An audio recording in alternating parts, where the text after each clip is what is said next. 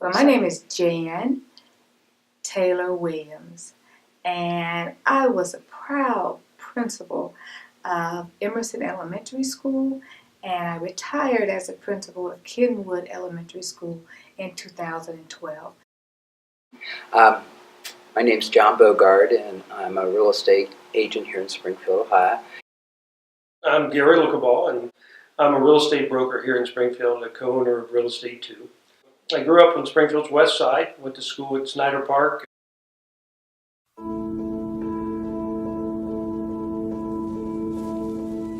We lived in the West End all our life. One of the reasons I think I can relate to a lot of the kids in SCIM is having grown up in the West End, and I also came from a broken home. We had people holding us accountable, but we didn't have all the guidance we probably could have had. So that's why I think we would have been very fortunate if SCIM had been in existence at that time, because it's programs like that give kids structured things to do. We all know that too much idle time can lead in the wrong direction. I am a 1972 Springfield South High School Wildcat. I was not a reader until I was 14 years old. But there was something about my family, my teachers in school, and my church that I always knew I would. And Mr. Malott, Ohio history teacher, 9th grade, Schaefer Middle School, taught me how to read. And what supported me was not just one entity, and that's what we have to understand as a community. But most importantly, when I went into administration, this is what I shared with my teachers. We don't give up on anybody. We can and we will find a way.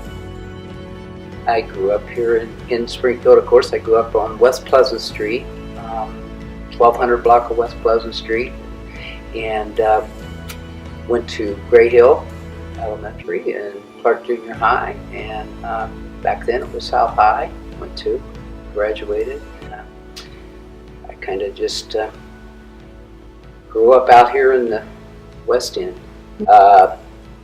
In my elementary years, we had good neighbors, and they took us kids to church, and then Mom started going, and then Dad started going, and then the preacher called, and my dad didn't really like preachers, but he kept coming back all the time, and he got saved, converted, and it made a big difference in our family growing up.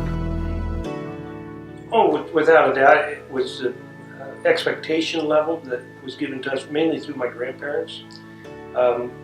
They projected an expectation on us by telling us how good they thought we could be and what they expected us to be, and literally just by positive projection held us accountable. I think that's probably one of the biggest advantages we had growing up. I guess I would want to say that's why I believe so hard, wholeheartedly in SCIM, and the fact that I'm so thankful that the older ladies in our neighborhood took us to Sunday school and church, because we got taught a lot of good values there, without a doubt. And then to see the change in our family life when our parents went, I just think it's so important that, our neighborhoods and our country get back to God, and just know that no matter where you're at in life, you can accomplish something, and there's always somebody there to help you, and that's our Savior.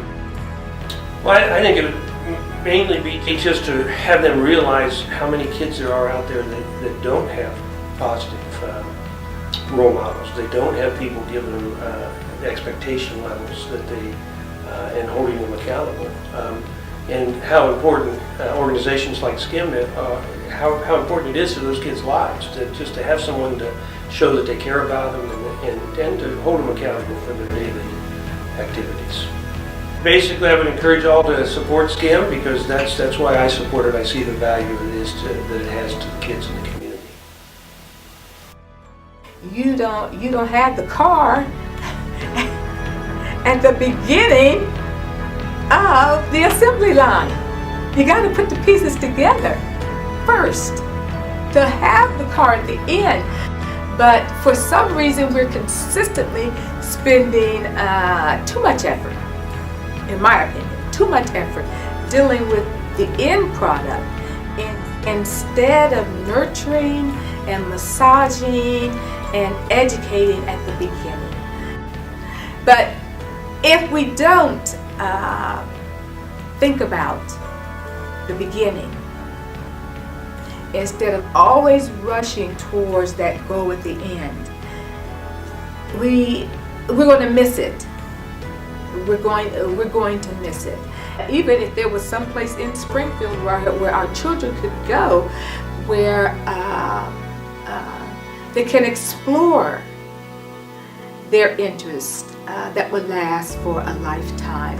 I think that that is a real challenge for Springfield, but it is not impossible. And that's what young people do. They keep us dreaming. They keep us old folks hopeful. And they give us new things and magical things to be interested in.